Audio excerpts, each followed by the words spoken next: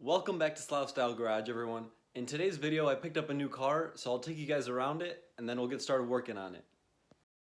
Here it comes, you guys. Dark out, but...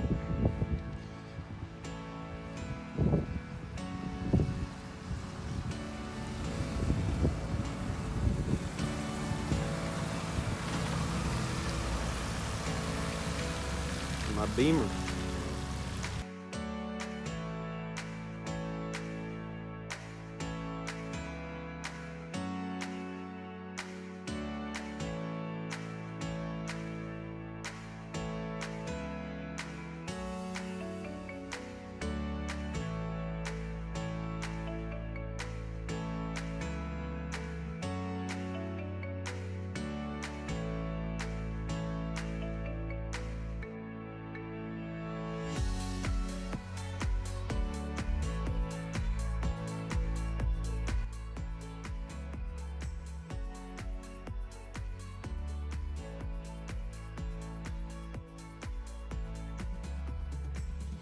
Alright, you guys, here it is, 230i.